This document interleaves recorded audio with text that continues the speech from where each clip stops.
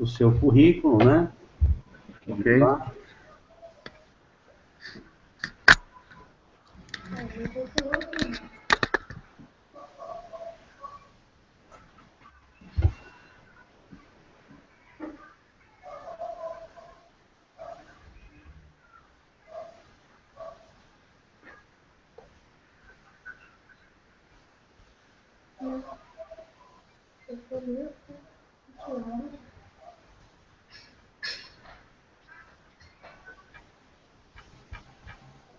Muito boa noite a todos. Estamos iniciando o nosso primeiro Hangout do mês de maio, né? Hoje fazendo um talk show diferenciado. Sempre estamos aqui falando de educação e tecnologia.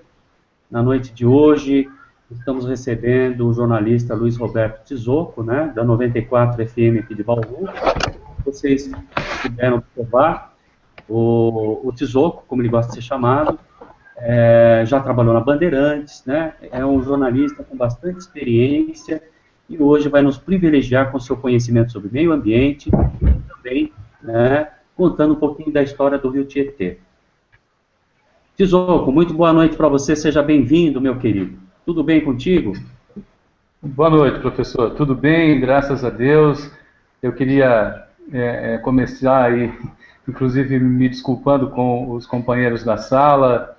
Infelizmente eu acabei tendo um problema técnico aqui com o meu computador, a gente não conseguiu fazer detectar a câmera, então, mas vamos tocar o nosso bate-papo. Eu queria agradecer ao professor pela oportunidade, tive o prazer de conhecê-lo num trabalho recente lá na Legião Mirim, aqui em Bauru, onde nós conversamos com um grupo de jovens ali que se prepara, né, para o primeiro emprego. E eu queria dizer que eu estou muito contente com essa oportunidade, espero que a gente possa, na verdade, estar trocando experiências, né? Porque, afinal de contas, por mais que a gente goste, por mais que a gente estude e se aprofunde, a gente sempre tem aí a aprender, principalmente quando tem uma ferramenta tão abrangente quanto essa, que é um bate-papo pela internet, com gente aí de todo o canto do mundo. Obrigado mais uma vez pela oportunidade, eu estou à disposição naquilo que for possível ajudar aí a trazer um pouquinho mais de informação e de história sobre o Tietê, esse importantíssimo rio do nosso estado, que, como o senhor disse logo no começo aí, né, tem muita história para contar e a gente conta só um pouquinho. Ok, muito obrigado, Tizocco, falou muito bem, né? E é isso mesmo, né? Esse trabalho que a gente faz aqui realmente é para direcionar para a educação, né? E eu gostaria também de dar minhas saudações aqui para o Arthur, que está sempre presente. Arthur, você está falando de Cachoeira do Itapemirim, como sempre, Espírito Santo. Uma boa noite a você, seja muito bem-vindo. Boa noite, agradeço novamente o convite, agradeço a presença do Tizocco, e a ideia é aprender um pouco aqui, se quem sabe até trocar a experiência mesmo, como ele falou, né? Aprendendo, ensinando, é desse jeito que a gente vai vivendo. Muito bem, obrigado. A Marta também está presente, ela é nosso apoio logístico. A Marta está falando de São Paulo, não é isso, Marta? Isso, perfeito. Ok. A Marta, então, Tizocco, vai fazer nos auxiliar aqui na transmissão dos slides, né, enquanto a gente vai batendo papo. Então, eu acho que já podemos começar com a minha primeira pergunta, né? Ok. Então, vamos lá. A questão é o seguinte, Tizocco. Você poderia nos falar um pouco do seu trabalho, né, da sua profissão, né? Eu realmente achei, assim, diferente, né, um jornalista se interessar por esse assunto, meio ambiente, e também alavancar, né, vários trabalhos, inclusive, quando nos conhecemos, você mencionou muito bem, as escolas se interessaram, né, alunos se interessaram pelo tema. Eu queria que você falasse um pouquinho sobre isso para nós, o Tizocco. Ok, professor. Bom, falar um pouquinho desse meu trabalho é falar um pouquinho da minha vida profissional, do meu trabalho como jornalista, como repórter, como jornalista de TV, de rádio.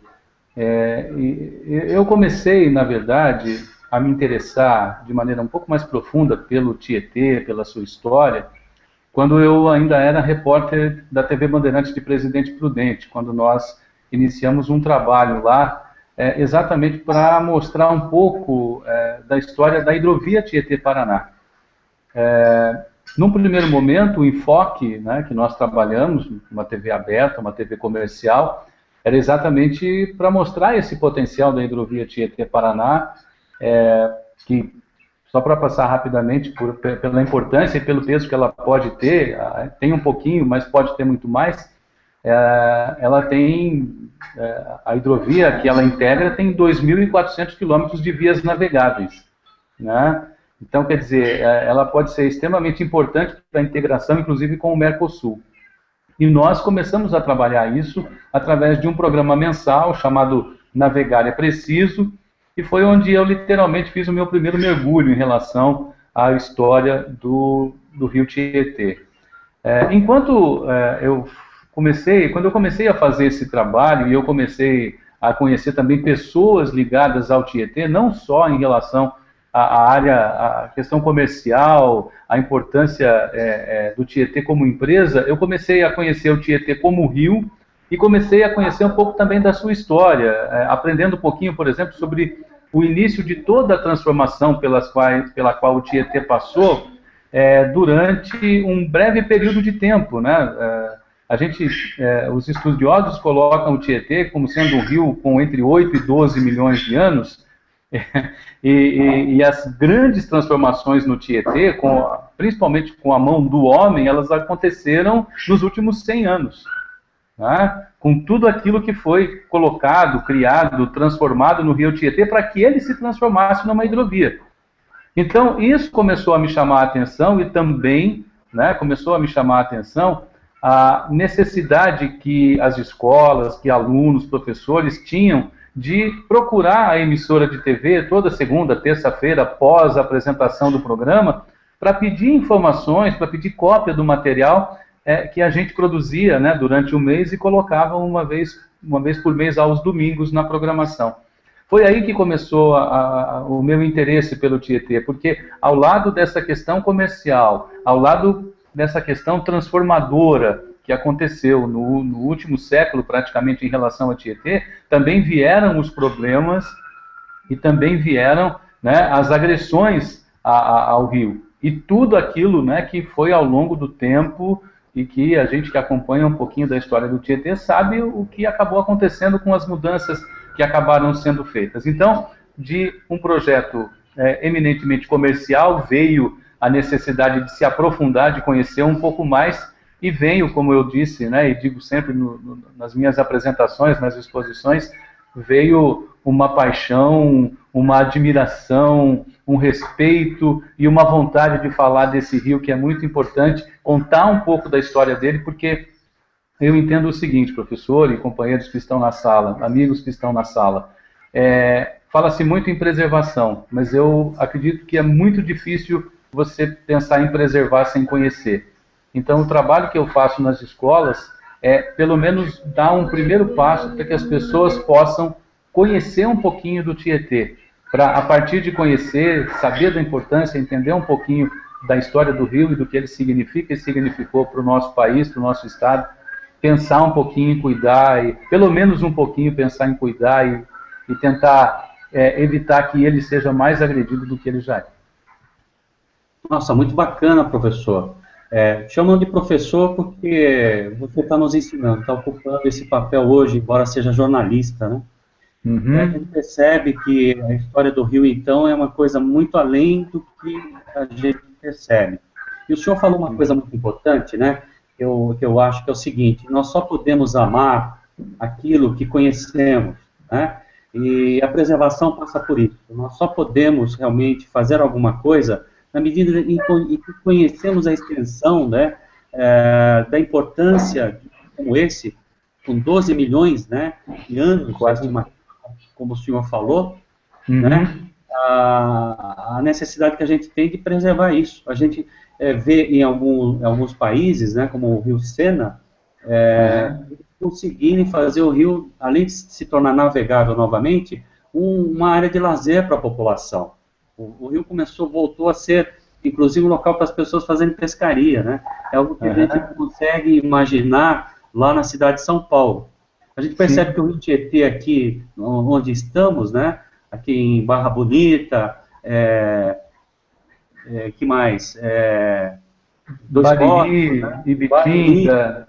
Ibitinga, nossa, maravilhoso, o rio é lindo aqui, é puro, a gente não imagina por que São Paulo é tão poluído, né? Então, muito bonito o trabalho, eu acho que nós vamos ter uma oportunidade muito bacana hoje de estar aprendendo. E eu tinha algumas perguntas, eu acho que o senhor acabou respondendo a maior parte delas, e uma das pessoas que fez a inscrição e gostaria de participar conosco, né, foi um professor, ele faz uma pergunta aqui: quais sugestões para que, de uma forma efetiva, as escolas, principalmente no ensino fundamental, possam despertar uma geração ambientalmente responsável? Olha que interessante essa pergunta. O que o senhor poderia trazer de contribuição, Tesouro? Olha, professor, ela é importante, sim, e ao mesmo tempo ela é extremamente abrangente. Mas dentro da experiência do meu trabalho, eu vou usar um gancho do que eu costumo colocar para os alunos com quem a gente conversa nas exposições que eu realizo. Eu costumo dizer o seguinte: o Rio Tietê, dentro do meu trabalho,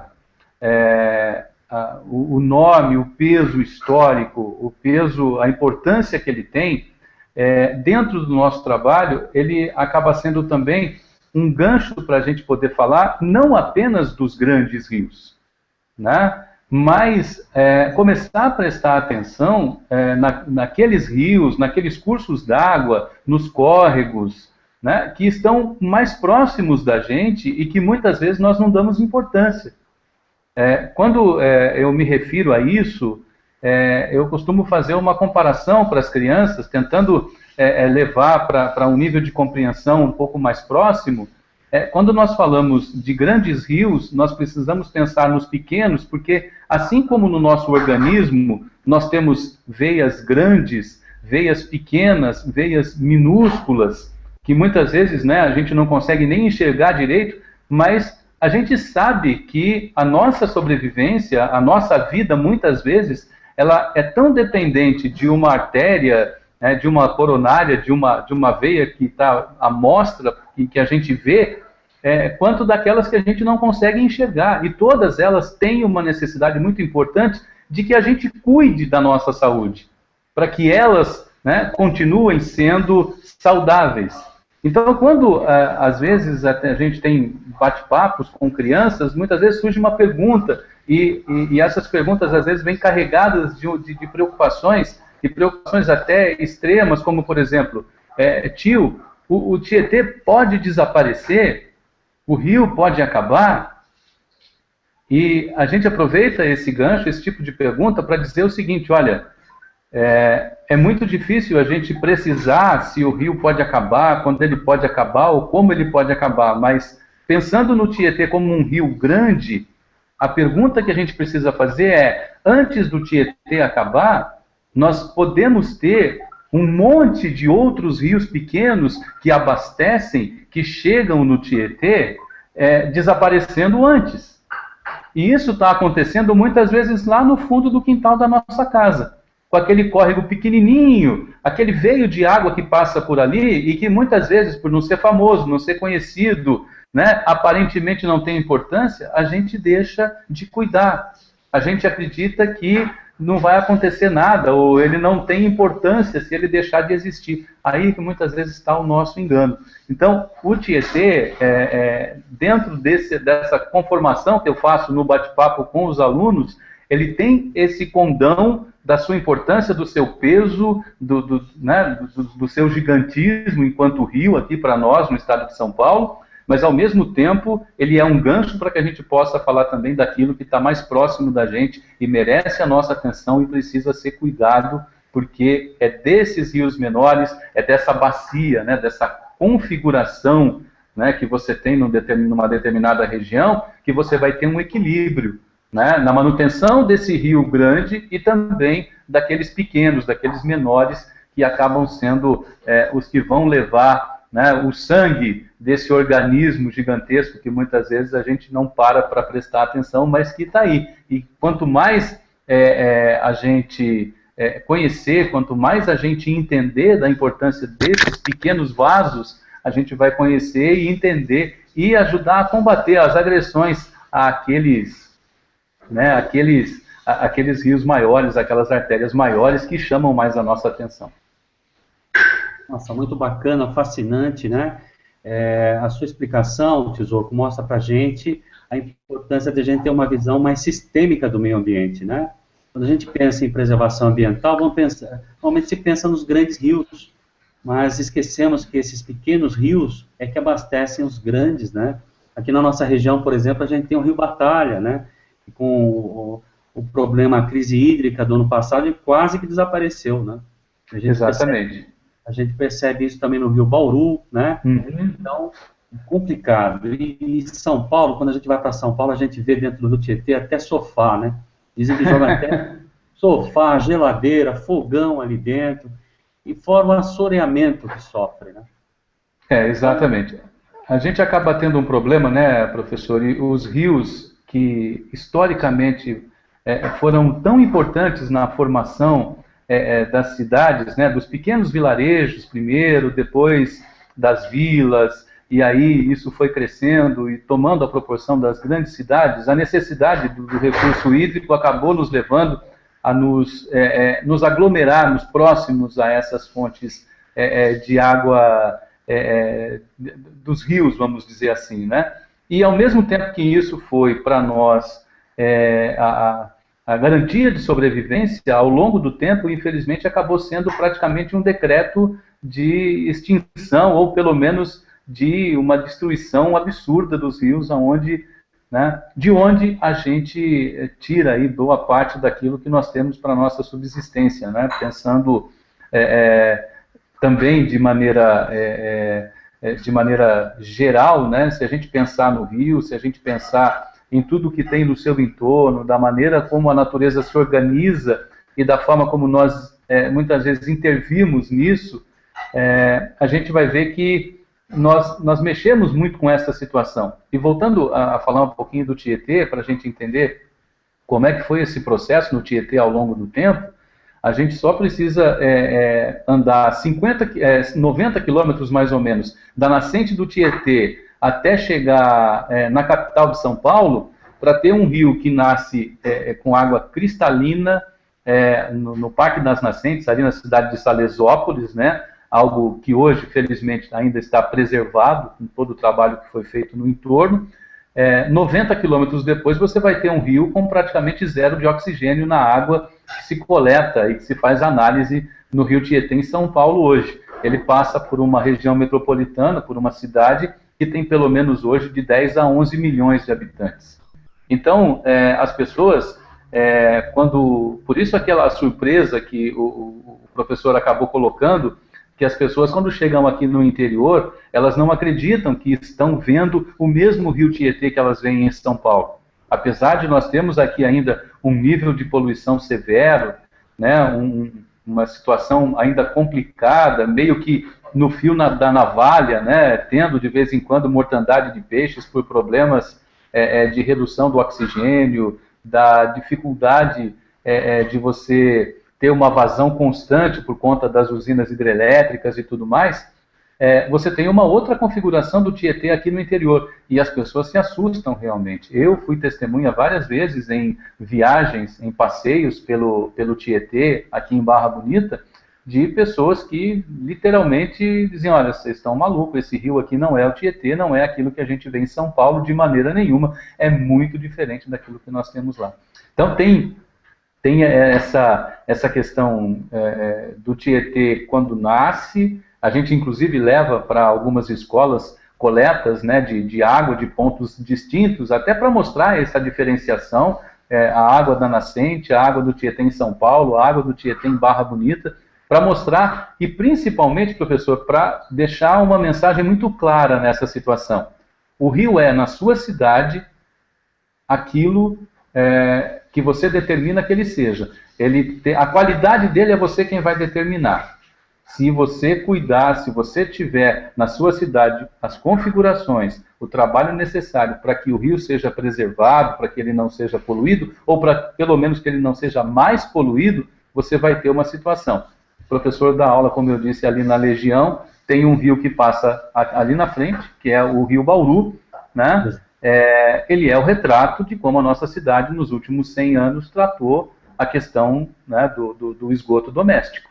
Não tem tratamento na cidade, ou pelo menos hoje se tem 10% do tratamento, e o esgoto in natura está sendo jogado todo no Tietê. No caso do Tietê em São Paulo, a diferença não é muito grande. Nós temos uma grande quantidade, né, um percentual muito grande ainda do esgoto gerado na cidade de São Paulo, sendo jogado nos córregos, nos rios que passam por São Paulo. Então não adianta imaginar que tratando o rio dessa forma, que a água dele, que o aspecto dele, que o cheiro dele vai ser diferente daquilo com que ele nos brinda todos os dias de manhã. E quem passa pela marginal do Tietê e quem passa pela Nuno de Assis aqui em Bauru vai ser brindado com o mesmo odor. E não é Chanel número 5, viu, professor?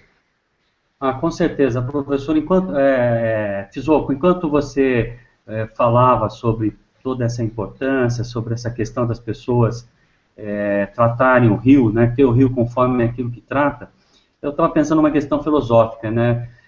Nós, seres humanos, não nos colocamos como parte da natureza, né? Como somos seres extremamente racionais, voltados para o trabalho e preocupados com objetivos materiais, a gente acaba esquecendo que fazemos parte, somos animais também, né? Somos também parte dessa natureza. E como aquela carta, né? Eu deveria ter trazido a carta do chefe indígena, né, que no século XIX, quando tentaram comprar as terras dos índios norte-americanos, eles responderam mais ou menos isso, né? A terra não pertence ao homem, o homem pertence à terra. Exato. A teia que reveste a vida, o homem é apenas um fio, né? Por acaso os rios acabarem, os homens acabarão também, né? Exato. Então essa é a questão da consciência. Nós temos que nos conscientizar que fazemos parte do mundo.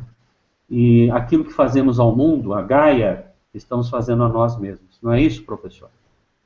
Exatamente, o João Ronaldo. Eu converso muito com as crianças e eu vou citar várias vezes essa minha experiência com elas, porque muitas vezes é na simplicidade de um questionamento de uma criança de segundo, terceiro ano do ensino fundamental, é que a gente consegue trabalhar a profundidade do entendimento. Quando você pergunta, às vezes, para uma criança, e aí a gente precisa fazer o meia-culpa, porque nós é que ensinamos para ela que, muitas vezes, o pensamento delas em relação ao meio ambiente é uma coisa externa a elas, e, na verdade, o entendimento não deveria ser esse.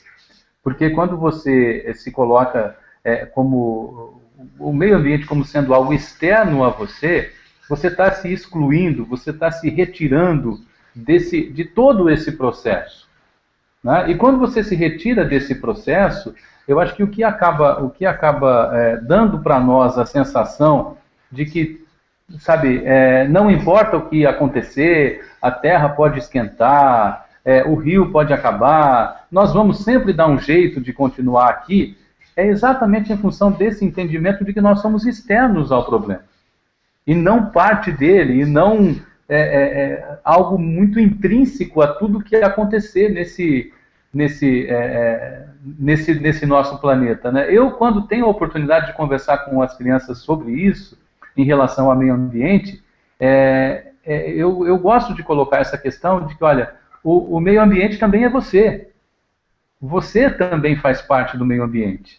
O seu meio ambiente é aquele onde você está vivendo nesse instante. Essa sua sala é o seu meio ambiente. Se você cuidar dela, se você, como a gente costuma dizer de vez em quando, se você jogar um papelzinho de bala aqui nessa sala e imaginar que vai haver apenas um papelzinho de bala nessa sala, você pode ter certeza que você está enganado. Porque a gente imagina tudo muito no individual e a gente faz parte de um todo muito maior do que isso, né? Um papelzinho de bala na sala pode parecer nada, mas a partir do momento que alguém imagina que eu tenho o direito de fazer isso, ou que eu posso fazer isso sem que haja nenhum tipo de como é que eu posso colocar em relação a isso? Nenhum tipo de Sequência. de consequência, exatamente, né? Então daqui a pouco você entra na sala, vai ter mais papel de bala, vai ter mais sujeira do que gente. Então você criou o seu meio ambiente dessa forma. Ao passo que se você tiver essa consciência de que dentro do seu meio ambiente, inclusive do qual você faz parte, e você afeta e é afetado por ele, porque é aquela história, um monte de papelzinho de bala em algum momento vai te incomodar, né? Aquilo em algum momento vai te chamar a atenção, porque ele tomou um espaço que de repente você não imaginava que sozinho ele pudesse fazer isso. Então, é essa discussão que a gente costuma colocar sempre, professor, sempre tentando trazer para as questões muito próximos do dia a dia dessas crianças, né? Muito próximo daquilo que elas fazem no trabalho, na escola, na casa delas, né? Porque avaliar meio ambiente como algo externo a gente, muitas vezes faz a gente se esquecer que é nos nossos hábitos ou nos nossos maus hábitos que estão os nossos maiores problemas, né? Onde a gente muitas vezes acaba agredindo e imaginando simplesmente que a gente está... Vamos pegar um exemplo rápido e fácil. Nessa época do ano a gente morre, né, com um problema aí de problemas respiratórios, pronto-socorro lotado, né, inalação, remédio para asma e uma série de coisas. E quantas vezes a gente não está caminhando para casa, ou caminhando próximo da casa da gente, e encontra alguém queimando lixo na rua, colocando fogo em terreno baldio para queimar o mato, né? Muitas vezes a gente não presta atenção, mas são hábitos que estão arraigados na nossa vida, nos nossos vizinhos, muitas vezes, e que a gente repete. Esse é o maior problema.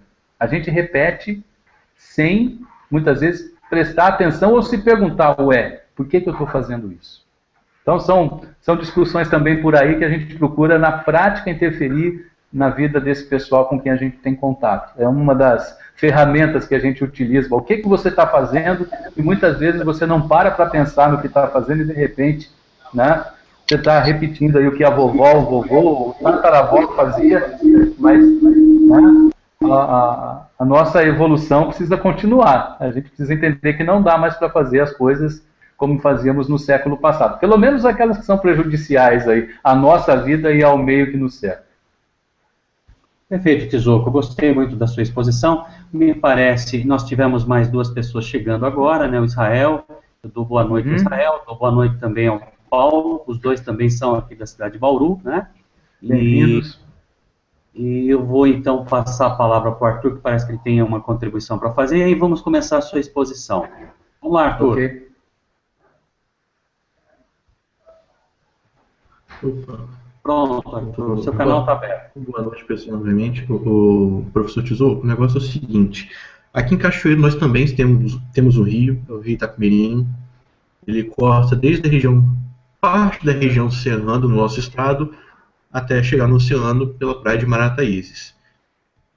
O governo fez investimento há bastante tempo atrás, tentou fazer 100% do rio tratado.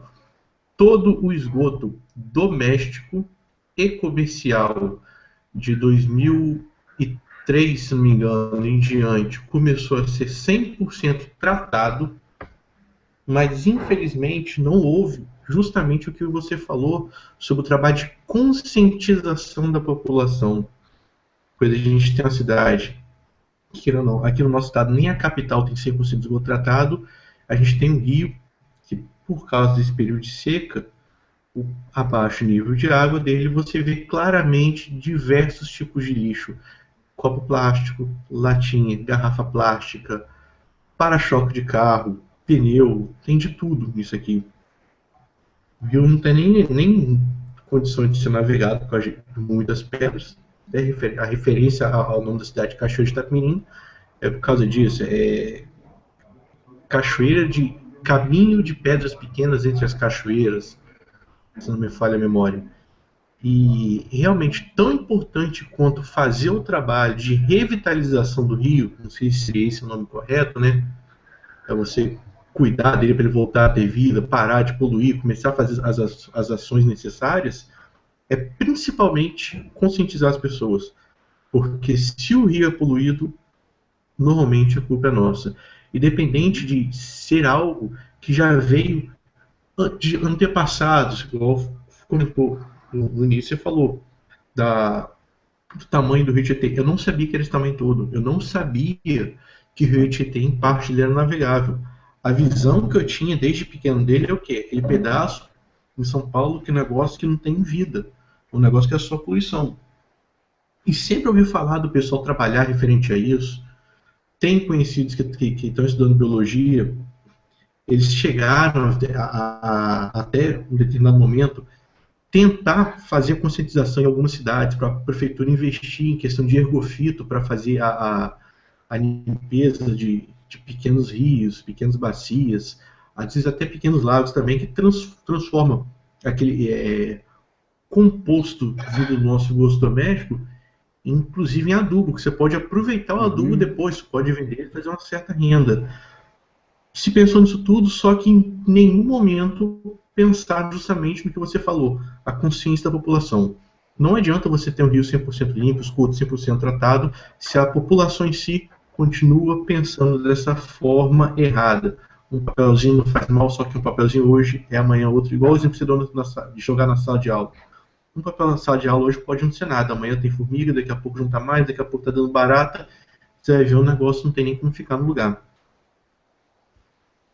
Ok, eu acho que, Luiz Roberto Souto, você pode estar agregando tudo que o Arthur falou na sua apresentação, né? Eu acho que dá para fazer as duas coisas, não dá? Eu estou gostando bastante do bate-papo, professor, porque eu acho que esse formato também ajuda bastante.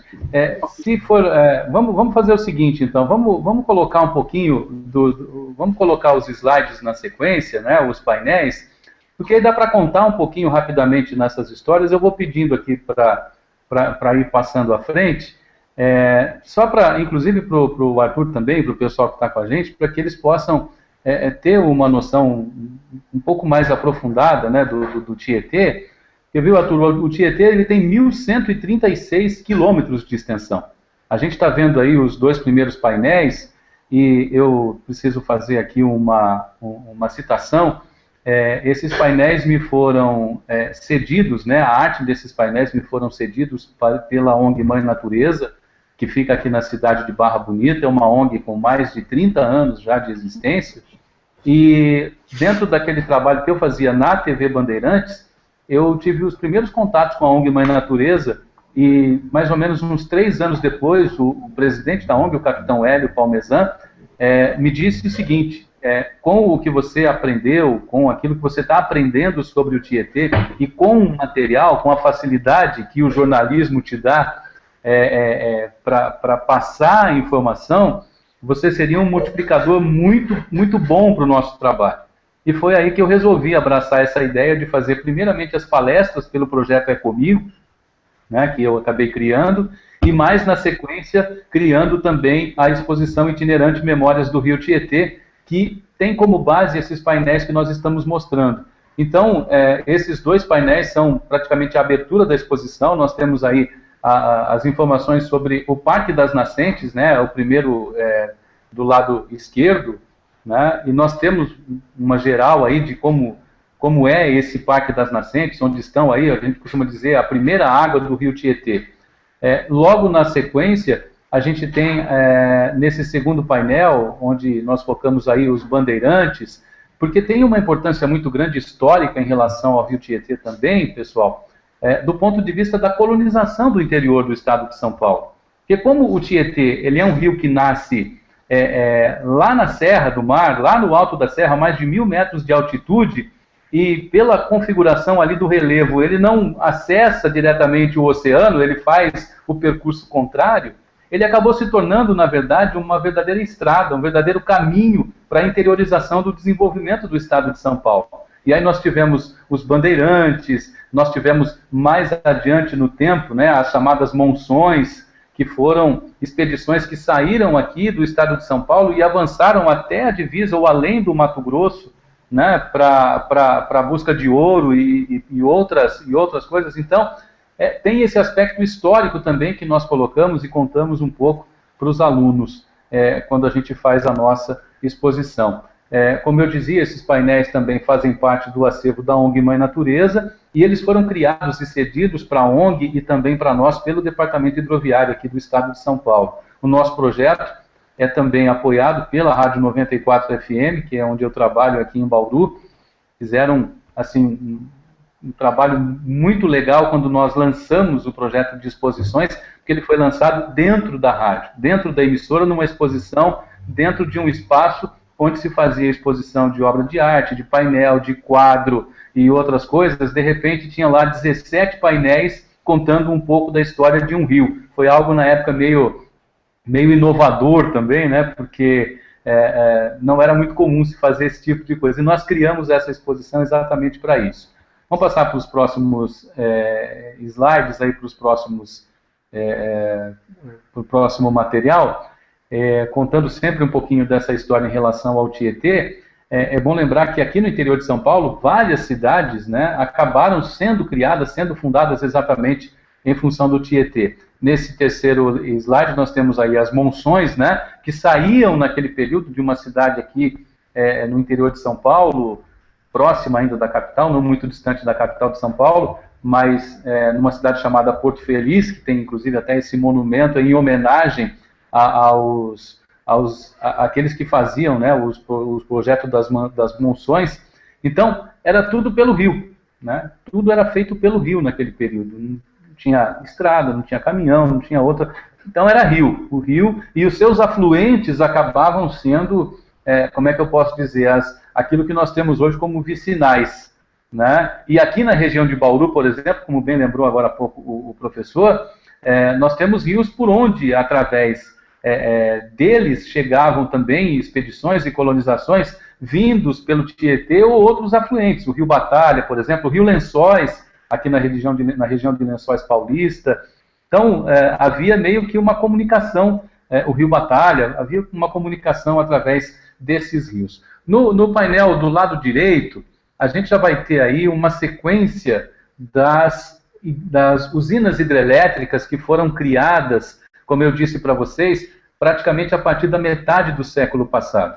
E aqui é preciso fazer um capítulo especial. Eu até deveria ter conseguido uma foto, pelo menos, dele para colocar aqui, mas a hidrovia Tietê-Paraná hoje, principalmente a hidrovia do Tietê, ela deve muito a um cidadão, um engenheiro, funcionário público, na década de 40, chamado Catulo Branco.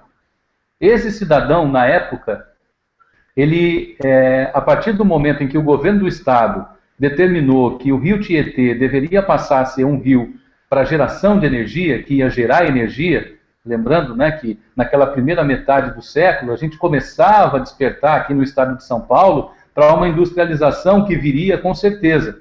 E para você ter isso, você tem que gerar energia, você tem que ter energia disponível. Então foi a partir daí que se começou a desenvolver as usinas hidrelétricas no rio Tietê. E esse engenheiro Catulo Branco, ele foi convidado para projetar essa calha do Tietê com as usinas que nós temos hoje. Mas ele, no comecinho da década de 40, ele conta, né, conta a história do livro do Catulo Branco, que ele fez uma viagem para os Estados Unidos e foi para o Tennessee, para conhecer lá no Tennessee o sistema de navegação. E quando ele voltou de lá, ele voltou com uma certeza, que não dava para fazer apenas as usinas, não dava para fazer apenas as barragens, era preciso fazer as barragens e as reclusas, que são os canais, né, que são as caixas por onde os navios, os comboios fazem a transposição dos desníveis das barragens. A gente vai chegar nelas daqui a pouquinho com mais detalhes. E aí foi a sequência, né, nós vemos aí a sequência das usinas que foram sendo construídas. Bariri em 68, está do lado direito, né? Depois nós tivemos Barra Bonita em 73, mais adiante Ibitinga em 86, juntamente com Promissão. E aí a gente vai ter, na calha do Tietê especificamente, a gente vai ver inclusive nos próximos slides, a gente vai ver que nós temos 6 barragens e 8 eclusas, né, nessa calha, nesse sistema que foi criado no Tietê a partir da primeira metade do século passado. Além de Promissão, nós vamos ter ainda a Vanhandava, a usina hidrelétrica de Vanhandava, e de Três Irmãos. Vamos passar para o próximo, pessoal?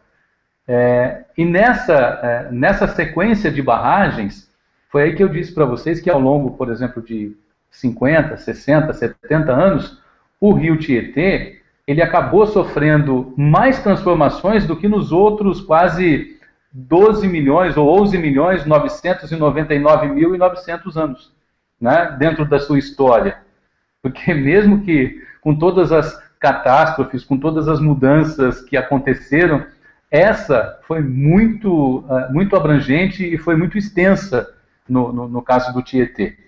Aí tem Nova Vanhandava, né, a usina que foi inaugurada em 91, depois Três Irmãos em 1994, e aí nós vamos ter 2 usinas aqui embaixo, Jupiá e Porto Primavera, que já estão na sequência da hidrovia Tietê-Paraná, né, já no Rio Paraná. Então, Jupiá em 98 e em 99 a usina de Porto Primavera, para completar aí essa ligação da hidrovia do Tietê com a hidrovia do Paraná. Lembrando que para o tramo norte da hidrovia, ou seja, subindo ali para os estados de Goiás, na divisa com Minas e tudo mais, nós vamos ter um extremo da hidrovia que depois a gente pode ver com mais detalhes no mapa. Nesse outro slide, aí, nesse outro painel, a gente vai ter um pouco dos investimentos, das mudanças, dos aspectos físicos que acabaram tendo que ser criados, né, no Tietê, para que a navegação fosse possível. Além das eclusas, né, que foram construídas nas barragens, era preciso que houvesse, por exemplo, espaço entre os vãos de pontes, lembrando, né, que essas pontes foram sendo construídas ou os vãos foram sendo alargados ao longo do tempo, porque, para vocês terem uma ideia, a gente vai ver logo à frente, que hoje no Rio Tietê existe aí transporte de carga e transporte de comboios que levam até 6.000 toneladas de carga em cada viagem que eles fazem. Então, era preciso, ao longo do tempo, ir dotando de infraestrutura a hidrovia para que ela pudesse fazer isso. A hidrovia do Tietê, ela tem capacidade para transportar por ano algo em torno de 20 milhões de toneladas de produtos. 20 milhões de toneladas. Hoje, a gente não consegue transportar aí mais do que 6 milhões de toneladas, ainda por conta de alguns problemas, de algumas dificuldades na estrutura da hidrovia. Vamos para o próximo slide. Então, tudo isso foi sendo feito ao longo do tempo. Ainda dentro dos aspectos físicos, nós vamos ver alguns locais e alguns estaleiros que também foram sendo construídos ao longo do tempo na hidrovia. Nós temos o estaleiro da Torque em Pederneiras. A Torque é uma das grandes, hoje ela é conhecida como Empresa Paulista de Navegação, mas ela é uma das grandes transportadoras de longa distância no Rio Tietê hoje. Ela faz, por exemplo, carregamento de soja, açúcar, milho, no tramo norte da hidrovia, lá em São Simão, em Goiás, e desce, né, ou sobe depois o Tietê, para chegar e descarregar aqui em Pederneiras, coisa de 700, 650 quilômetros. Nós temos também o estaleiro médio Tietê, que é em Barra Bonita e fabrica e monta, né, essas embarcações de passeio, inclusive as de passeio que fazem a eclusagem ali em Barra Bonita, e é uma das maiores operadoras de turismo de navegação aqui no interior. Nós temos também o estaleiro Diamante, que é em Jaú, que é da usina Cosan, né, hoje a Raizen. Um dos grandes trabalhos que é possível fazer, e inclusive até barateando o custo, no caso para a usina, era pegar a cana de açúcar plantada aqui na região, colocar dentro das barcaças no rio e levar até a usina. Né? Porque com isso, o que você acaba fazendo? Você tira muito caminhão da estrada. E com as grandes quantidades que você é capaz de levar, pelo fato do rio estar bem perto, tanto da área de produção quanto da área de transformação, Isso reduzir muito o custo para as usinas, no caso especificamente aqui também para Diamante, que acabou inclusive, além, né, das barcaças, trabalhando também a construção dos empurradores, que são os equipamentos onde ficam os motores e que manobram as barcaças. Nós vamos ter aí no lado direito, aí no painel do lado direito, algumas das embarcações que eu falei para vocês que fazem o transporte de carga, tanto de curta distância, como é o caso, por exemplo, dessa que aparece aí, a Diamante Cosan, que é das usinas que eu falei para vocês, como no caso da Quintela, da Sártico e também da EPN Torque, que fazem transporte, esse sim, transporte de longa distância. Aqui, especificamente nesse que está sendo apontado agora, da EPN Torque, ela está navegando aí no canal de Pereira Barreto, que é um canal artificial que foi criado para fazer a ligação entre a hidrovia do Tietê com a parte norte da hidrovia do Paraná. Então, esse canal é artificial. Essa barcaça, esse conjunto de barcaças, pessoal, ele tem mais ou menos 100 metros de comprimento. E ele vai ter algo em torno de 25 metros de largura. Esse é o tipo de comboio que eu disse para vocês que transporta até 6.000 toneladas de carga em cada viagem. Então, quando a gente vai fazer, inclusive, essa apresentação aí para a criançada, principalmente para o pessoal aí já do ensino médio, dos últimos anos do ensino fundamental, a gente faz uma comparação que é muito importante se fazer para ver o quanto a hidrovia ela barateia o transporte. Para um comboio desse, com 4 barcaças e um empurrador, você leva a mesma quantidade de carga que você precisaria, você teria que colocar essa carga aí em 136 caminhões bitrem. Sabe aqueles comboios, aqueles caminhões que a gente encontra na estrada, com uma carreta agarrada na outra e um cavalo puxando isso? Aquele negócio que se o carro não for bom mesmo para você passar, você tem que rezar bastante? Então, daqueles comboios de 45 a 54 toneladas, cabem 136 desses comboios numa composição dessa com 4 barcaças e um empurrador. Gastando, sabe o quê? 1,36% do combustível que se gastaria nesses caminhões. Além de retirar tudo isso das estradas, além de reduzir o risco de acidentes, além de reduzir a queima do combustível, além de reduzir o custo com pneus, além do risco, né, de ter tantos caminhões na estrada e principalmente, pessoal, é preciso entender isso, a hidrovia e o trem, eles não competiriam normalmente com o caminhão se a nossa configuração de transporte aqui fosse para o trabalho como acontece nos países continentais. O trabalho dos caminhões é para ser feito nas pontas do processo, em viagens mais curtas, e não como acontece aqui quando uma carreta de arroz, por exemplo, com 54 toneladas, sai do Rio Grande do Sul para descarregar no Maranhão.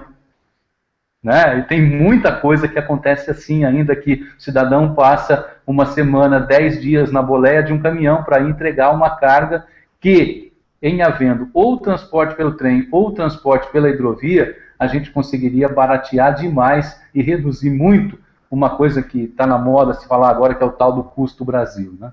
Vamos para o próximo? Falar um pouquinho agora. Nesse mapa aí, dá para a gente ter uma noção exata do que é o Tietê para o estado de São Paulo. Né? O nascedouro do Tietê é bem aqui embaixo, no finalzinho, perto do ponto vermelho, mais um pouquinho para baixo, bem próximo aí, praticamente do Oceano Atlântico. Esse ponto vermelho é a região metropolitana de São Paulo, né? E o Tietê nasce exatamente nesse pontinho onde está a seta. Né? É aquela primeira água que nós mostramos para vocês no primeiro slide. Ele vai percorrer, ele nasce nesse ponto e vai percorrer todo esse traçado, né? Vamos dizer assim, teoricamente aí no mapa, subindo no sentido do Rio Paraná, que é onde ele vai desaguar 1.136 quilômetros depois, passando diretamente por pelo menos 60 municípios diretamente. E passando pela área de influência de cerca de 204 municípios. O estado de São Paulo tem um pouco mais de 650 municípios, alguma coisa assim. Então, se a gente pegar só por aí, a gente vai ver que o Tietê ele está na área de influência é influenciado e influencia pelo menos 1/3 da área total do estado de São Paulo. Então isso é muitíssimo importante. Ao longo desse percurso, né, a gente vê aí vários terminais, vários locais onde, naquelas imagens que nós mostramos anteriormente, foram construídos os terminais para embarque e desembarque, como nós estamos vendo aí do lado direito também. Uma outra informação importante, aproveitando aí o mapa, tem alguns pontinhos azuis aí, onde ele vai, inclusive, aumentando, né, o seu tamanho.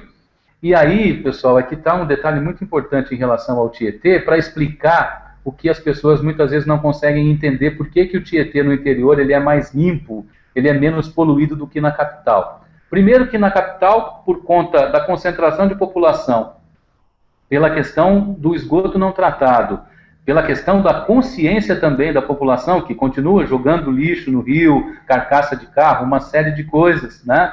A gente tem o rio bastante poluído. Acontece que quando o Tietê sai de São Paulo e vem para o interior, ele começa a viver duas coisas muito positivas. Primeiro, ele começa a receber alguns afluentes importantes. O primeiro, e o mais importante deles, o mais importante, é o rio Piracicaba. Quando o Tietê se junta com o Piracicaba, ele praticamente dobra de tamanho. E aí você vai ter uma coisa muito positiva, que é o aumento do volume de água, tá? Que vai fazer com que os poluentes, né, eles se dispersem um pouco mais, ou seja, a concentração de poluentes diminui. Na medida em que o Tietê vai avançando, aqui para o interior de São Paulo, a gente já tem muitas cidades fazendo o seu tratamento de esgoto. Então, esse é o segundo momento positivo para o Tietê no interior, para ter essa qualidade já um pouco melhor de água. Ou seja, uma redução do nível, da quantidade de poluentes e o aumento no volume de água. Essas duas coisas são determinantes para que, ao longo do processo, né, o Tietê vai subindo até chegar lá no Rio Paraná, onde ele termina, 1.136 quilômetros depois da sua nascente, lá em Salesópolis, ele vai chegar com uma qualidade de água muito melhor, a ponto de muitas cidades aqui na região, que a gente chama na região do Baixo Tietê, que é lá perto, ali, além de Araçatuba, né? Araçatuba está mais ou menos 500, 600 quilômetros da capital de São Paulo, e Araçatuba é uma das cidades aqui no interior de São Paulo que usa a água do Tietê para abastecimento. Quer dizer, se as pessoas já se assustam quando a gente fala que o Tietê já é um rio menos poluído no interior, eu imagino que elas devem pensar quando a gente fala que tem cidade no interior que usa a água do Tietê para abastecimento, né? E as pessoas ainda têm, muito por conta da mídia, acredito, né, aquela imagem apenas do Tietê praticamente morto lá na cidade de São Paulo. Nós temos aqui do lado direito, né, voltando para aquele corredor que acabou sendo criado de desenvolvimento por parte do Tietê, a partir do momento que ele passou a ser gerador de energia, navegável e tudo mais, são esses terminais aí para embarque e desembarque, né? Nós temos o terminal da EPN Torque em Anhembi, que é esse que está sendo mostrado aí com a setinha, depois o terminal de Conchas, né? Conchas um pouquinho antes aí de Anhembi, o terminal Nova Meca também em Anhembi.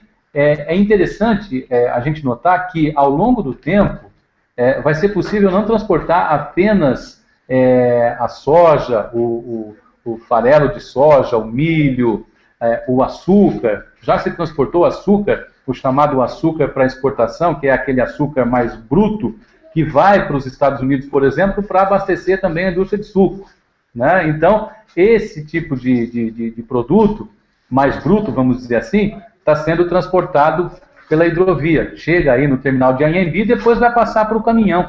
Ou então, vai passar pelo terminal de Pederneiras, eu acho que nós devemos ter aí no próximo slide, o terminal de Pederneiras, que é onde se faz o transbordo. Ali tem um porto intermodal, a gente está vendo aí agora, o terminal da usina Diamante, o da Quintela na cidade de Pederneiras, e aí nós temos a condição de fazer no terminal de Pederneiras tanto a intermodalidade com relação ao trem quanto do caminhão. Então, você tem ali pelo menos 3 modais, né, de transporte podendo atuar em conjunto. E aí eu posso dizer para vocês, a menos de 15 quilômetros desse terminal aí de Pederneiras, desse porto intermodal, tem um aeroporto estadual aqui em Bauru, que fica coladinho em Pederneiras. Então, em pouco tempo, se a logística permitir, se os investimentos acontecerem, a gente vai poder ter 4 modais num raio aí de 15, 20 quilômetros, podendo sair da barcaça de dentro do rio, passar para o caminhão, ou passar para o trem, ou mesmo passar para o avião.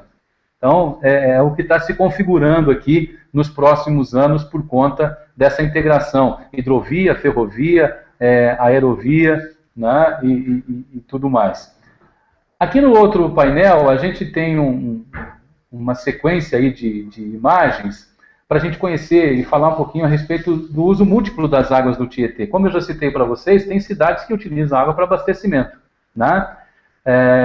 O Tietê tem as 6 usinas que foram criadas aí na sua calha. Tem uma usina mais antiga, ainda mais próxima lá da capital, mas a gente considera para a geração comercial hoje de energia essas 6 usinas que foram criadas a partir de Barra Bonita, que é Barra Bonita, Bariri, Ibitinga, Promissão, Avanhandava e Três Irmãos.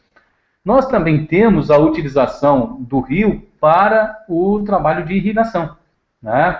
É utilizado aí para grandes plantações, para grandes extensões, e até mesmo em alguns lugares aí que é possível se fazer a utilização da água do rio para agricultura familiar, né? Algumas com esse sistema, que é o chamado pivô central, outras até mesmo com sistemas mais antigos, ainda da época da Revolução do Regadio, né? É só você fazer um canal ali e ter alguma coisa, né, para essa água também tá escoando. Tudo isso é acompanhado, é claro, né, pelos órgãos de fiscalização ambiental. Também no Tietê é possível hoje estar fazendo um trabalho de piscicultura, né, que é a criação de peixes em cativeiro. Não é uma criação de peixes, é uma criação comercial. Esse tanque, por exemplo, que você está vendo, esse espaço que vocês estão vendo, é um espaço dentro do rio, onde você deixa essas gaiolas aí que estão sendo mostradas, né, esses pontos brancos, são gaiolas onde se coloca aí uma grande quantidade de filhotes. Esses filhotes de peixes, normalmente aqui no Tietê, hoje se produz muito a tilápia, ou Sanpiter, como é conhecida, é um peixe que não é nativo do Tietê, mas se adaptou muito bem e comercialmente tem sido bastante viável. Eles fazem a reprodução, né, da tilápia, desse peixe fora do rio, depois trazem para dentro aí do rio para que ele seja, cultivado, né, vamos dizer assim. Ele vai receber alimentação, vai receber os cuidados, e ele acaba se desenvolvendo bem porque, ao invés de ele estar num tanque fora do rio, né, com todas as questões ligadas, muitas vezes, à privação de oxigênio e outras coisas, né, a água parada tem algumas diferenças, você tem que trabalhar isso. Dentro do rio você vai ter uma condição muito próxima a uma condição natural de criação do peixe, né? Além de não ser necessário, por exemplo, imagine uma cooperativa fazendo esse trabalho, os cooperados não precisam ter nem mesmo o tanque escavado fora do rio para poder fazer a criação. Podem utilizar o rio mesmo, e isso acontece bastante aqui no interior de São Paulo. Vou tomar um golinho d'água aqui, pessoal. Um outro detalhe importante, pessoal, que quando eu falo da piscicultura comercial, eu preciso lembrar também, é o trabalho de repovoamento de peixes que precisa ser feito no Tietê hoje, para que as espécies nativas do rio, para que elas não sejam extintas. Porque, como eu disse, toda aquela mudança que foi criada, que foi feita a partir da construção das barragens e tudo mais, isso mexeu muito com a configuração do Tietê, ou seja, ele deixou de ser o rio com uma característica e passou a ser um rio que hoje, na verdade, é um rio seccionado por várias barragens que acabou criando entre uma barragem e outra, na verdade, uma grande lagoa, né? E isso acabou fazendo com que as espécies nativas do Tietê, a partir da construção dessas barragens, tivessem uma dificuldade maior para a sua reprodução, né? Para vocês terem uma ideia, a gente consegue ver, por exemplo, essa barragem onde está escrito geração de energia aí no painel. Da parte de baixo para a parte de cima dessa barragem tem um desnível de mais de 24 metros. Né? E a gente sabe que no período da Piracema, o que os peixes fazem? Né? Eles vão procurar os lugares aí no rio para sua procriação, normalmente áreas mais propícias e tudo mais. Agora, não existe nas usinas, nas barragens do Tietê, sistemas para que os peixes possam transpor essas barragens. Então, isso acabou fazendo com que esses peixes fiquem, vamos dizer assim, confinados ao espaço que eles têm entre uma barragem e outra. Então, o que acabou sendo necessário fazer? A empresa concessionária hoje, né, a concessionária das usinas na calha do Tietê, elas têm um trabalho de criação desses peixes nativos do Tietê fora do rio. Eles têm, né, em 2 pontos aqui, eles fazem a criação em Barra Bonita e também em Promissão, e depois eles fazem a soltura desses peixes nos lagos do Tietê, né, entre as barragens. Isso foi necessário porque, por exemplo, peixes nativos, conhecidos, históricos do Tietê, como o pintado, como o dourado, por exemplo, eram peixes que já estavam em vias de extinção. Então, há mais ou menos 20 anos, eles começaram esse trabalho de repovoamento e hoje eles fazem isso para manter aí as espécies nativas do Tietê com esse trabalho de repovoamento. Podemos ir para o próximo?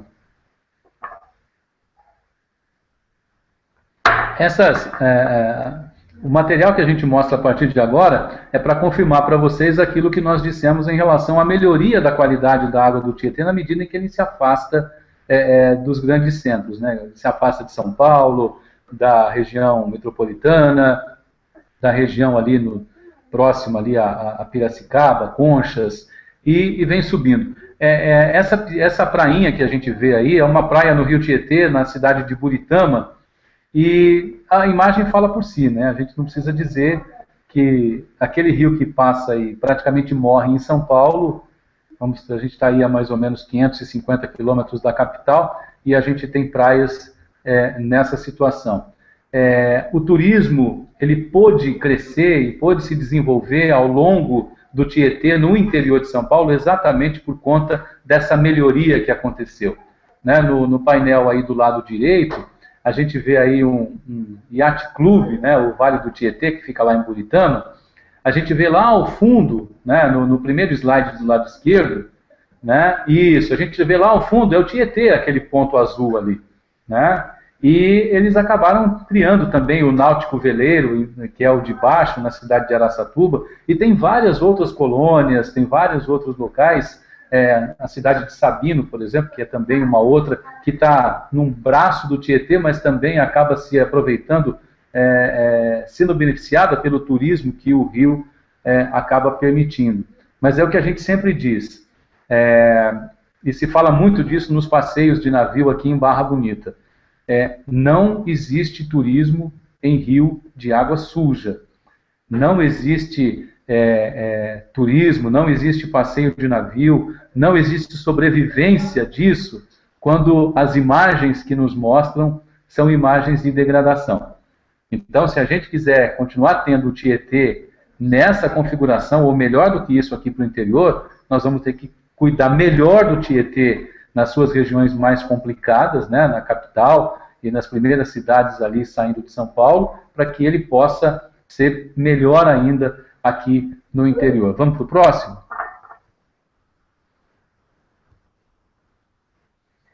E para fechar, né, para concluir a questão aí do turismo, estes são alguns dos navios, algumas das embarcações turísticas que são utilizadas aqui no interior de São Paulo. O San Diego, que é esse que está sendo mostrado, o San Marino, que está aqui embaixo à esquerda, e o Cidade Cuesta, que está logo acima aí do San Marino, são embarcações que fazem os passeios aqui em Barra Bonita, fazem a eclusagem em Barra Bonita. E um dado histórico sobre a eclusa de Barra Bonita, ela foi a primeira da América Latina, aliás, a primeira da América do Sul, inaugurada em 1973, e ela a semelhança, né, não em tamanho, mas ela é semelhante ao sistema utilizado no Canal do Panamá. Né? Então, eles utilizam o mesmo sistema, né, e a usina de Barra Bonita acabou fazendo um sistema parecido. A eclusa, ela tem 11 metros de largura, né? A boca, a entrada dela tem 11 metros, 11, 12 metros de largura, e ela vai ter algo em torno aí de 50, 60 metros aliás, 100 metros de profundidade, né? A gente, quando vai fazer a passagem pela eclusa, a gente aprende que o funcionamento dela é extremamente simples, embora não há como substituir a sensação de fazer esse passeio. É que eu estou fazendo um pouquinho de propaganda também. Porque é algo extremamente interessante. A única energia que se utiliza para fazer para vencer o desnível da barragem, a única energia que não vem da água, ou até vem da água, mas seria energia elétrica, é o sistema utilizado para fechar e abrir as comportas. O restante é tudo feito com a força da própria água. Quando a gente está na parte de baixo na parte de baixo da usina, quando a gente entra na parte de baixo da usina, é fechada a porta, a jusante, né, que é a parte de baixo, ela é fechada, e essa caixa de água onde a gente fica fechado, ela começa a se encher. E na medida em que ela vai se enchendo, a embarcação vai subindo, até chegar ao nível superior da barragem, que é chamado de montante. Chegou nesse nível superior, que, como eu disse, é em torno de 23, 24 metros, abre-se a comporta da parte da montante, da parte de cima, e a gente segue com a navegação. Esse barco Odisseia, que está do lado direito, aí, na parte baixa do slide, o Odisseia, ele faz os passeios na região de Buritama, que é onde tem aquela prainha que nós mostramos para vocês instantes atrás. Então, essas são algumas das embarcações que são utilizadas para passeio turístico. E as próprias fotos aí, né, com a água que a gente vê nessas fotos, já deixam bem claro que a qualidade dessa água aqui no interior é muito diferente daquela que nós temos em São Paulo. Então, um passeio aí que nós fizemos pelos quase 1.136 quilômetros do Rio Tietê, saindo lá de Salesópolis, passando por São Paulo e chegando aí na cidade de Itapura, né, que é a última cidade antes da gente chegar, como se costuma dizer, na barranca do Paraná. Esse é o Tietê, professor, ou pelo menos um pouquinho da configuração que ele tem hoje, do Tietê moderno, do Tietê como nós conhecemos. Bastante judiado, bastante agredido, infelizmente ainda, né? Mas que, como a gente costuma dizer, sempre ressurgindo talvez até das próprias cinzas, mesmo sendo um curso d'água, porque realmente ele ainda recebe muita agressão. Professor, olha, Tesouro, eu achei fascinante a sua exposição.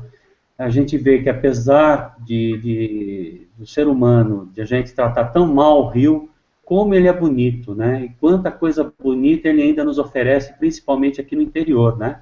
Uhum. E eu vejo, exatamente. se tivesse vontade política, né? Você, como nas suas palestras fez para a gente lá na Legião Mirim, não tem muita vontade, porque você tem um lobby do pessoal que vende pneu, vende caminhão, você tem um lobby também do consumo de petróleo. Então, tudo isso não deixa haver o desenvolvimento nem das malhas ferroviárias e muito menos, né, o desenvolvimento das hidrovias. Poderia trazer um enriquecimento muito grande para o nosso país, além de melhorar a qualidade de vida. Se imagina em São Paulo, se houvesse essa possibilidade de lazer como nós temos aqui no Rio Bonito, né? Barra Bonita. Seria muito, muito, muito bacana mesmo, né? Seria uma coisa assim, benéfica para todas as gerações vindouras, né? Exatamente. Nós temos um detalhe ainda a acrescentar, professor. Como eu disse naquele bate-papo com os meninos da Legião uma vez, além de tudo isso que a gente colocou, o Tietê pode ser considerado a maior empresa do estado de São Paulo. Por todos esses aspectos que nós colocamos, na área de influência, na área por onde ele passa, ele é responsável pela geração de dezenas de milhares de empregos, né? no turismo, no transporte, no lazer. Meu tesouro, desculpa interromper, mas é isso que eu estava imaginando, né? Se fala, hoje nós vivemos uma crise, né? Temos 11,2 milhões de pessoas desempregadas com a crise que estamos vivendo. Imagine se o investimento feito nessa hidrovia, essa empresa que você falou que é a maior empresa do estado de São Paulo, quanto de emprego não geraria para essas pessoas que estão passando a carência atual, né, Roberto? E um emprego que precisa, viu, professor, de uma mão de obra qualificada. Tá? É um emprego, por exemplo, nós temos aqui na nossa região faculdades da área de tecnologia que formam mão de obra para navegação, para projeto, para montagem, para uma série de profissões ligadas a essa área da navegação. E, inclusive, exportamos mão de obra daqui para outras regiões, para a região norte do país, para o Mercosul também. Então, tem realmente muita coisa para crescer. E, como eu disse, nós temos uma hidrovia configurada para pelo menos 20 milhões de toneladas ano. Nós estamos transportando hoje menos de 6 milhões. No ano passado, por conta não só da crise hídrica, mas pela falta de investimentos, nós não transportamos nem 2 milhões de toneladas. E a carga importante que se transporta na hidrovia não é a carga de curta distância, não é aquela da draga que vai andar 20 quilômetros, retirar de um determinado ponto do rio a areia que ela vai levar para o porto. Não é essa a carga. Né? Essa carga é importante, mas ela é muito pontual. A que funciona é aquela que vai carregar, por exemplo, em Conchas ou em Anhembi e vai descarregar lá em São Simão. 700, 800 quilômetros. Essa é a carga que agrega valor porque baixa o custo do frete, melhora essa qualidade. E essa gera emprego, gera renda, né? Gera divisas. Isso é muito importante. Eu só tenho a agradecer a sua presença aqui. Né? A gente já estava aguardando há algum tempo. Eu tinha certeza, né, que ia trazer uma contribuição, uma expansão de consciência, não só ambiental, mas a nível de negócios, né? A gente vai estar disponibilizando esse vídeo no YouTube, eu tenho certeza que as escolas vão poder estar utilizando, né? E a gente quer divulgar mais isso, né? Porque poucas pessoas conhecem as possibilidades que esse rio encerra, né? Eu gostaria também, de aproveitar, eu vou abrir o canal aqui. Arthur, você gostaria de fazer alguma colocação, alguma contribuição?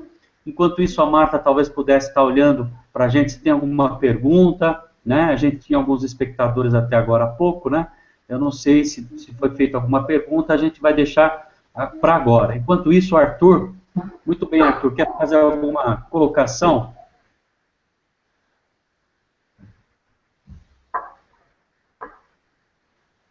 O áudio do Arthur não está saindo, Arthur. Sumiu o áudio. Ok, eu estou ouvindo sim. Voltou. Nossa, sumiu o áudio dele de novo.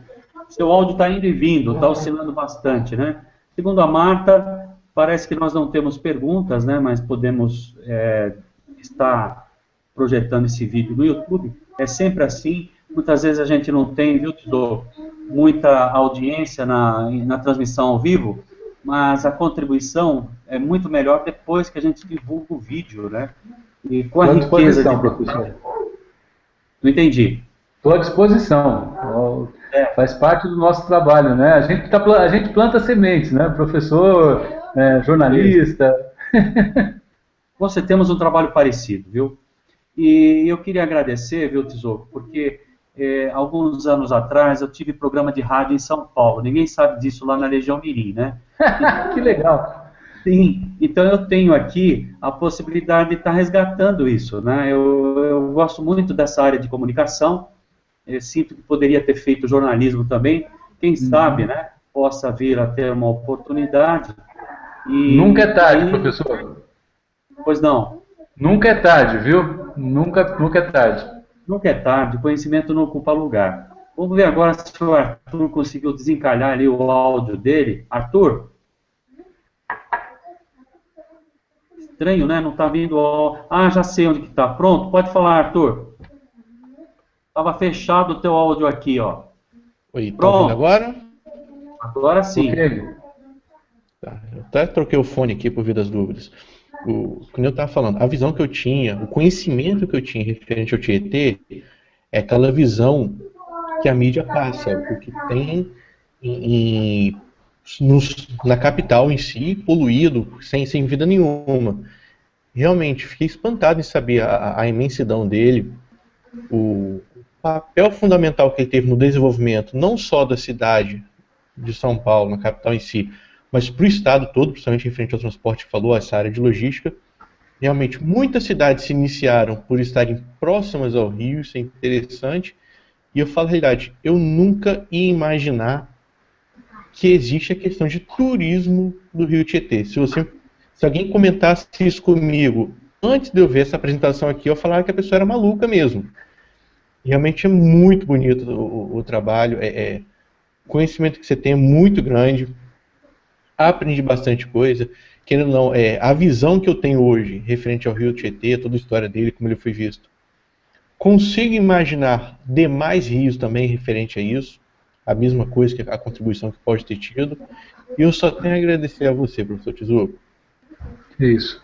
Eu é que fico feliz. O Arthur, é tão importante essa experiência que eu estou tendo com vocês, é a mesma que a gente tinha no período em que eu ainda estava fazendo o programa na televisão. A gente sentia esse choque, e o mais interessante é que essas pessoas estavam ali, por exemplo, em Barra Bonita, praticamente na porta de entrada da hidrovia ainda.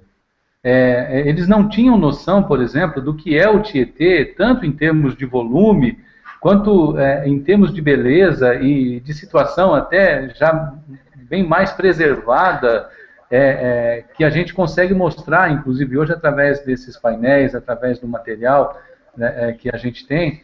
Então, é sempre muito legal estar fazendo isso, né? Eu costumo dizer que essa é aquela surpresa gostosa que as pessoas têm, né? Normalmente, quando a gente entra numa discussão sobre a questão ambiental, quanto mais você se aprofunda, mais você se assusta, né? E no caso do Tietê, foi o contrário, né? Quanto mais você se aprofunda, você vê, sim, a dificuldade, os problemas, né? A necessidade que é preciso de investimentos. Só para você ter uma ideia, Arthur, já se investiu ali em São Paulo mais de 5 bilhões de dólares para a despoluição do Tietê. O trabalho para essa despoluição começou aqui em Barra Bonita, em 1981, que foi quando surgiu essa ONG Mãe Natureza, que é nossa parceira, né? Então, tem muita coisa para fazer, mas teve uma participação sua, uma intervenção sua no começo do nosso bate-papo, que ela é fundamental. É aquilo mesmo. Não adianta a gente gastar zilhões e zilhões se a gente não conseguir fazer com que as pessoas abracem a ideia e deixem de poluir. Deixem de ser o agente da população, né? Essa é a questão. Essa é fundamental. Quer fazer alguma colocação, Arthur? É exatamente isso, a conscientização da população. Se a pessoa entende a importância real que o rio tem, não só para ela, mas para a comunidade toda em si, obviamente ela tanto não vai poluir, como ela mesma vai começar a trabalhar para melhorar a qualidade do rio. Perfeito, Arthur, é isso mesmo. E, Tesouro, eu queria agradecer profundamente o seu tempo, né, a sua disposição em vir aqui para o nosso programa, no Teacher Drone, né? Você deve ter percebido, nós fazemos o convite para a nossa audiência, nós temos um grupo ali no Facebook, voltado para educação, tecnologia e entretenimento. Então a gente percebeu, com a exposição do Tesouro hoje, que informação também é entretenimento, né?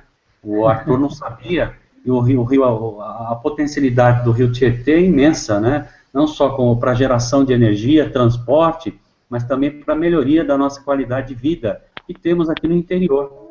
Como o Tesouro falou, a pouco mais de 500 quilômetros de distância, nós temos um rio totalmente despoluído. E é uma coisa que eu não entendia, né, e ficou claro para mim, é por que o rio é limpo aqui no interior e é sujo em São Paulo.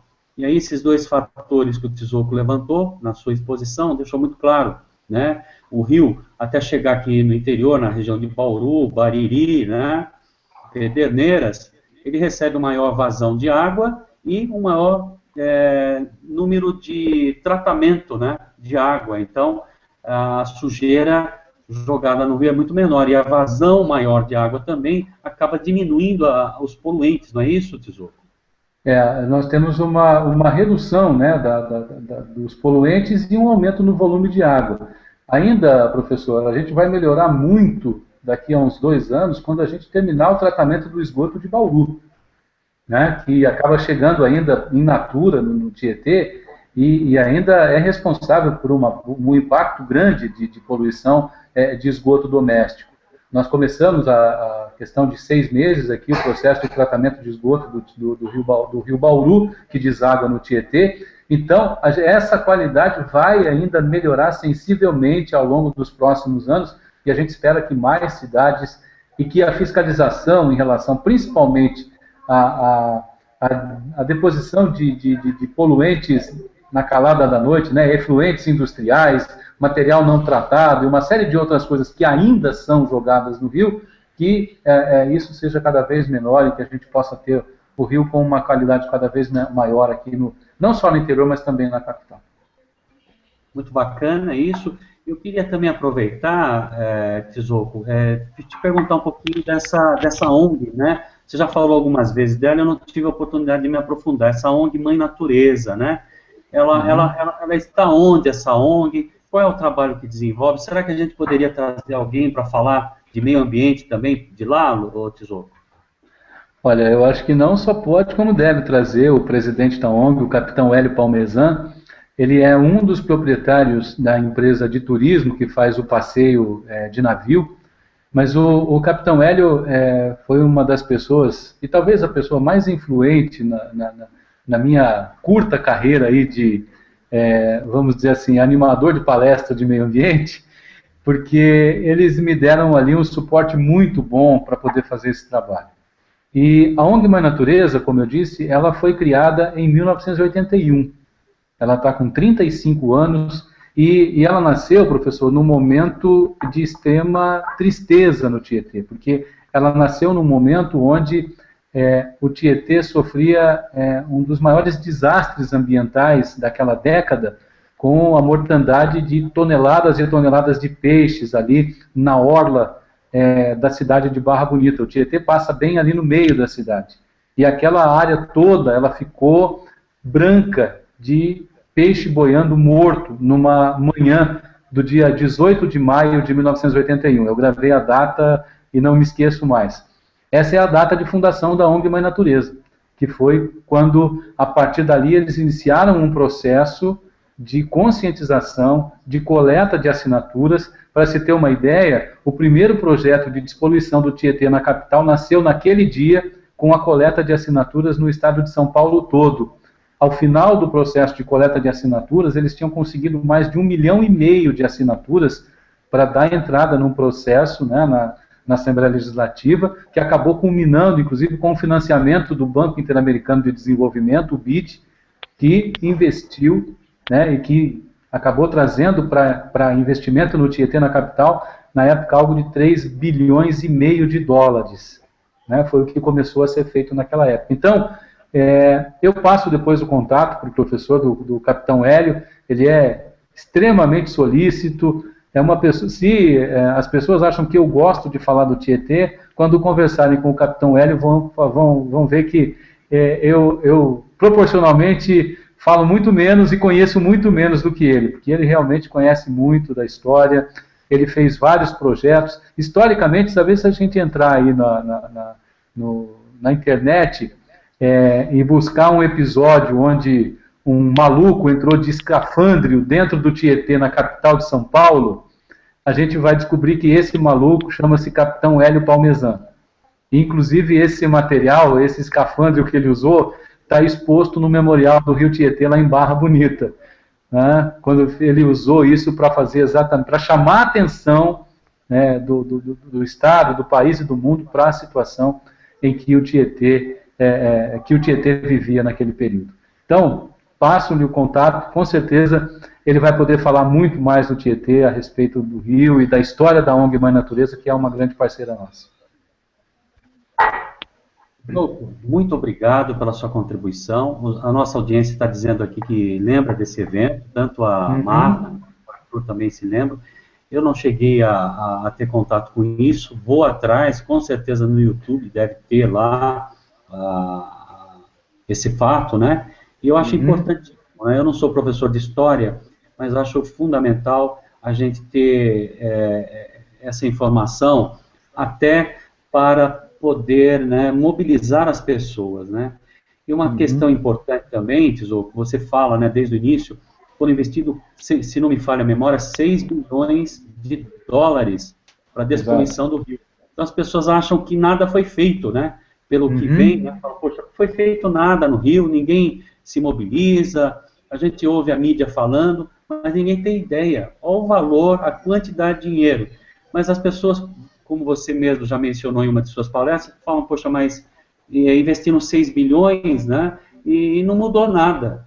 Não houve melhorias. Eu gostaria que você encerrasse a sua exposição falando um pouquinho sobre isso, Tesouro. Na verdade, a questão toda é que as pessoas não têm noção do quanto custa caro você recuperar um rio, você recuperar um sistema, né? E quando a gente fala que é melhor prevenir do que remediar, talvez a grande verdade seja exatamente essa. Você vai conseguir remediar? Vai, mas demora muito. Você precisa de um investimento muitíssimo alto. Eu sempre costumo colocar, né, tem a história do Tamisa, que a partir do momento que a sociedade resolveu recuperar o rio e se investiu, se trabalhou em relação, eu não tenho números em relação ao Tamisa, mas eu tenho uma informação sobre o início do trabalho e o tempo que demorou para que se começasse a colher os primeiros resultados. Foram mais de 50 anos. Quer dizer, nós estamos falando de uma sociedade, vamos dizer assim, né, sem menosprezo nenhum a nós, seres viventes aqui do hemisfério sul, mas nós estamos falando lá de uma sociedade milenar, né? Nós estamos falando de uma situação muito diferente da nossa. Então imagina se para eles, com essa vantagem histórica, para começar a surgir resultado, nós estamos falando em 50 anos, imagina para nós aqui. E aí eu volto a colocar aquele, né, o toque do Arthur no começo do nosso bate-papo. Não vai adiantar também se você tirar uma tonelada de dejeto de dentro do rio hoje e as pessoas continuarem jogando coisa lá dentro. Você vai melhorar? Vai. Né? As quantidades que você vai retirando, você vai melhorar um pouco essa situação. Mas imagine se a gente, né, colaborasse fazendo cada um a sua parte. Esse é um ponto que eu toco muito nas palestras também, viu, professor? A ideia do papelzinho de bala é para dizer que nenhum esforço individual é tão insignificante que possa ser desprezado. Né? O que cada um faz individualmente, no coletivo, faz uma diferença muito grande. Muito grande. Por isso que é aquela história. Se a gente deixar de jogar o papel hoje, se a gente deixar de jogar o sofá, deixar de jogar a carcaça de carro, se deixar, por exemplo, de assorear o rio, que um dos grandes problemas do rio hoje talvez as pessoas não se deem conta, né? Muitos rios aí estão assoreados exatamente porque perderam a sua proteção, a sua mata ciliar. É um trabalho que precisa ser feito urgentemente, que inclusive aqui no Tietê, no interior, tem alguns projetos de reflorestamento que também estão ajudando a recuperar o rio. Então, são pequenas coisas ou coisas pontuais que para o conjunto fazem uma grande diferença. Mas o toque fundamental eu acho que é exatamente esse. Não imagine que o seu trabalho ou que aquilo que você faça é tão insignificante, é tão pequeno que a gente possa prescindir dele. Não podemos. Não podemos. Se o seu trabalho hoje é não jogar o papel de bala, não jogue o papel de bala. A gente vai te agradecer por isso. Se o seu trabalho for conscientizar uma sala de aula, faça esse trabalho, que ele também vai ser muito bem-vindo. É isso que a gente conta. Nossa, Tesouro, que mensagem maravilhosa. Eu acho que é isso mesmo. As pessoas não têm noção do que elas podem fazer no trabalho individual, né? Isso me lembra uma história do colibri, né, tentando apagar um grande incêndio na floresta. Exatamente. Né? E aí, Essa é boa. Fala, poxa, mas você não vai conseguir apagar o incêndio, você é quase que um inseto, né? E aí ele vira e fala, eu estou fazendo a minha parte. Se cada um de nós fizermos a nossa parte, vamos ter não só um rio melhor, mas um mundo melhor.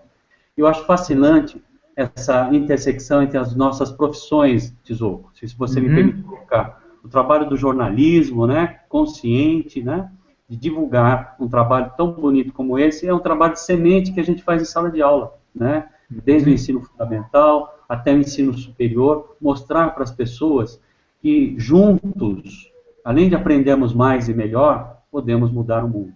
Eu queria agradecer muito a tua contribuição, né, eu acho que a gente já extrapolou o nosso tempo, talvez pudéssemos convidá-lo numa outra oportunidade, talvez junto com a Mãe Natureza, para que a gente pudesse aprofundar esse trabalho, que eu acho que a gente só está dando o pontapé inicial aqui. Não fazíamos ideia, né, da vastidão, da importância, e inclusive a importância comercial para o nosso Estado, né?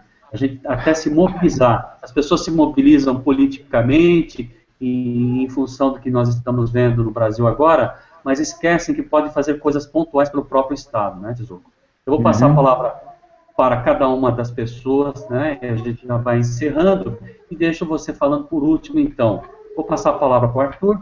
Arthur, suas considerações finais, né? O que você achou da exposição do Tesouro nessa noite maravilhosa, né? Eu não diria nem exposição, eu diria, acima de tudo, uma aula de cidadania até, né? Seria a palavra mais correta. Eu agradeço muito pelo tempo que você compartilhou com a gente aqui, o seu conhecimento. Aprendi muito. A visão que tem hoje, não somente do Rio Tietê, mas como qualquer outro rio é totalmente diferente, comece a imaginar tudo que esse rio já pode ter passado, como ele contribuiu para as cidades próximas. É maravilhoso mesmo o negócio, é literalmente fora da minha compreensão, não tinha nem noção da imensidão que acaba sendo o Rio Tietê, e muito menos de como ele poderia estar sendo explorado, de forma consciente, obviamente. Agradeço a você, Tizuco, agradeço ao professor Ronaldo, agradeço a Marta também por ter ficado no bastidores, e é isso aí, muito obrigado mesmo por mais uma vez estar aqui junto aprendendo. E a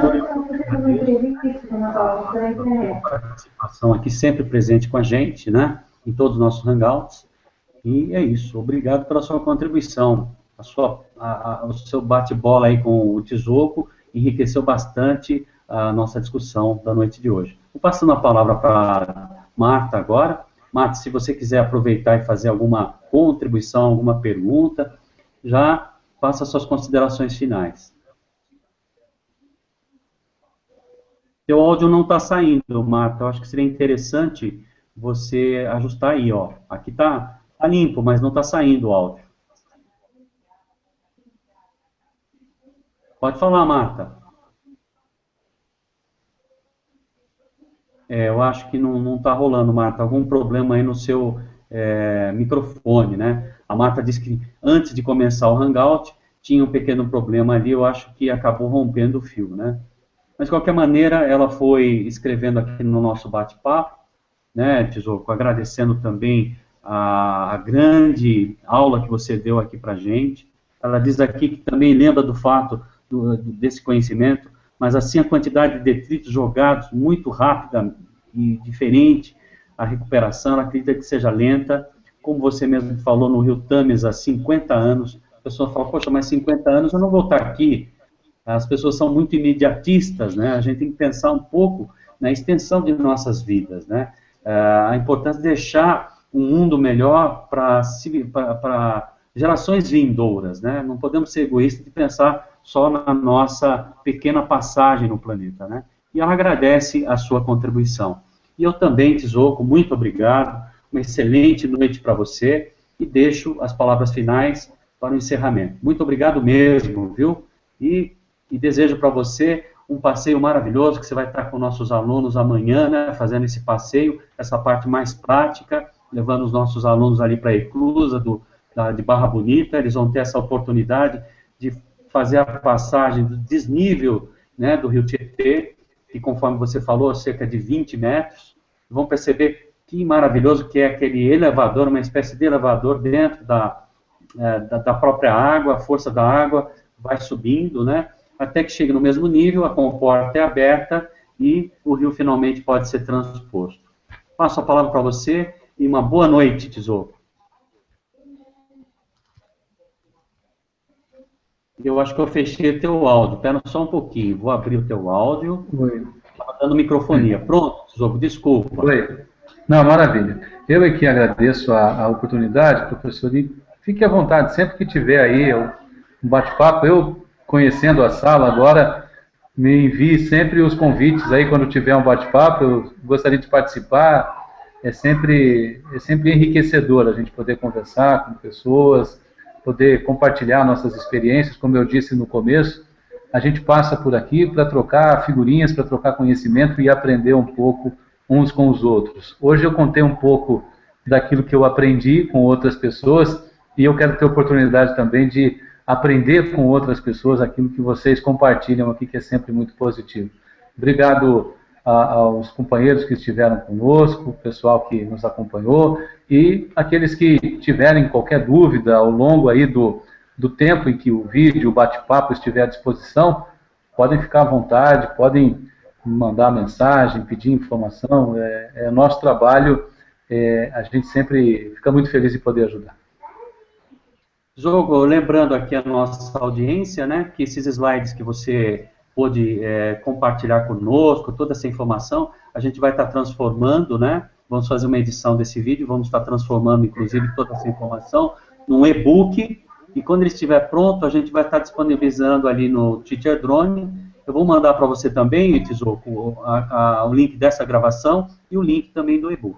Então, gente, nós estamos terminando nosso hangout da noite de hoje.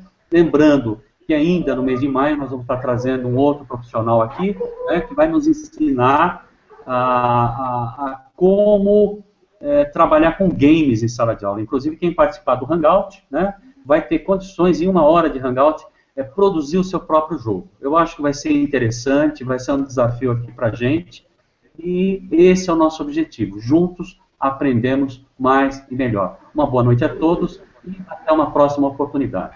Tchau, tchau.